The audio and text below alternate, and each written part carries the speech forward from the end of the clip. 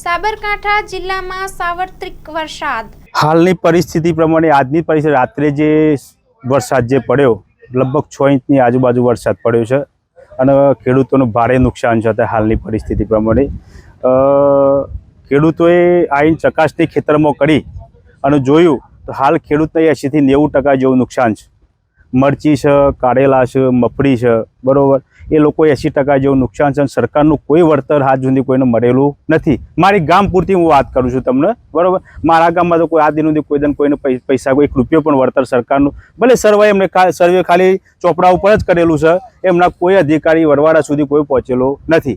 હાલની પરિસ્થિતિ પ્રમાણે 80% જેવું નુકસાન છે અને મારે તો સરકારને એક જ રજૂઆત છે કે તમે હાલ સર્વે કરો, વરવાડા સુધી પહોંચો, બરોબર, અને ખેડૂતોની તમે જુઓ પરિસ્થિતિ। એમ વાવેતરમાં હાલ મરચી છે અને મગફળી કાઢીને ગવાર પહેરેલું છે, પણ ગવારે હાલ 0 થઈ ગયું છે, બરોબર।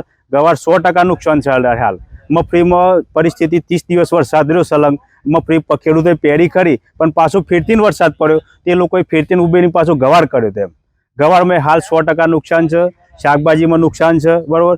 ખેડૂતને શિયાળું વાવેતર હાલ કરવું હોય ને તો હાલ પૈસા ક્યાંથી લાવે ખેડૂત? એમ એને શિયાળું અત્યારે હાલ તો ચોમાસું તો પૂરી થઈ ગયા અત્યારે હાલની પરિસ્થિતિમાં, પણ હા અમે શિયાળું વાવવું હોય તેના પૈસા ખેડૂતો કાઢવાના ક્યાંથી? હાલની પરિસ્થિતિ એવી છે, અમારી સરકારની રજૂઆત એવી છે કે હાલ તમારા નિમેલા માણસો ખાલી એકલા ચોપડા ઉપર નથી રાખો, એમ કે ગામ સુધી સર્વે કરો તમે, એમ કે ખેડૂતોની શું દશા છે, એમ અને ખેડૂતનું પૂરું વળતર મળે એવું તમે સરકાર જોડે અમે એવું ઈચ્છીએ છીએ।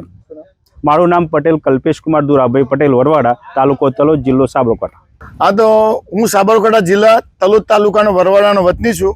મારા ગામમાં સંપૂર્ણપણે જે 10% થી 15% જેવી શાકભાજીની ખેતી છે, બાકીની સંપૂર્ણ મગફળી અને કપાસનું વાવેતર થાય છે।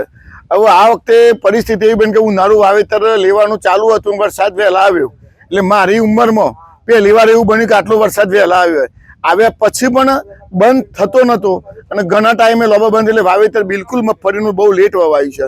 એટલે ગણીએ તો 1/7 પછી જ વાવેતરની શરૂઆત થઈ છે અને એ વાવેતર ઉગી નીકળ્યું અને તૈયારીઓના ધોરણે થવાયું અને ફરી પાછો 5 થી 6 ઇંચ વરસાદ પડ્યો, એટલે એ ઉગેલું વાવેતર પણ આ નિષ્ફળ જેવું લાગે છે અને શાકભાજી તો સંપૂર્ણપણે હાલ નુકસાન જેવી છે। અને નુકસાનીના કારણે અમે સરકારને રજૂઆત એવી કરીએ છીએ કે અમે તાત્કાલિકના ધોરણે તમે ખાલી પેપરમાં વકરા નથી આપો કે આટલું વાવેતર સાબરકાંઠામાં થઈ ગયું, આટલું તલોદ તાલુકામાં થઈ ગયું, આટલું, એ બિલકુલ વસ્તુ ખોટી છે। તમે ખરેખર સ્તર ઉપર જઈને પ્રશાસનના માણસો, વહીવટકરના માણસો જે તે સ્તર ઉપર આવીને જોવે તો ખબર પડે કે ખેડૂતે વાવ્યું છે પણ મને મળે એવું શું છે। હાલને તબક્કે એવું જોઈએ તો ખેડૂતની મજૂરી પણ મળે એવી નથી અને દેવાના ડુંગળા થાય એવું લાગે છે। એટલે જો ભાજપ સરકાર વિચારતી હોય ખેડૂતોના હિતનું, તે તાત્કાલિકના ધોરણે હાલની પરિસ્થિતિનું સર્વે કરાવે, તેને સાચી હકીકત મળે, સાચી ખબર પડે અને જો થોડું ઘણું વળતર આપે સરકારમાંથી અપેક્ષા રાખીએ છીએ તો મજૂરી તો મળે ખેડૂતને, બાકી તો કંઈ લોબુ મળવાનું નથી, પણ મજૂરી જેટલું મળે તો ખેડૂતના આશ્વાસન જેવું થાય અને પોતે શિયાળુ ખેતી કરી શકે। આ વખતે ખેડૂત બેહાલ બનશે અને દેવાના ડુંગરા નીચે દબાશે। મારું નામ પટેલ કાંતિભાઈ મોહમ્મદભાઈ, હું વરવાડાનો વતની છું। ચાલુ સાલે મરચી અને મગફળીમાં બહુ અતિશય ખર્ચો કરી નાખી અત્યારે હાલની તારીખમાં આજ રોજ રાત્રે 3 થી 4 ઇંચ વરસાદ પડ્યો, એના લીધે ખેતીમાં મગફળી, મરચા, કારેલીમાં અતિશય ભારે નુકસાન થયેલ છે। 3 થી 4 ઇંચ વરસાદ પડ્યો।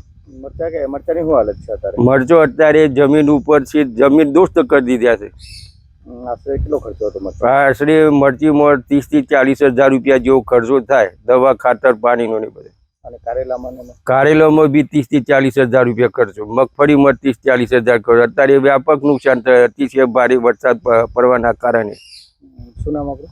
મારું નામ પટેલ પ્રવીણભાઈ બહાભાઈ પટેલ, ગામ વરવાડા।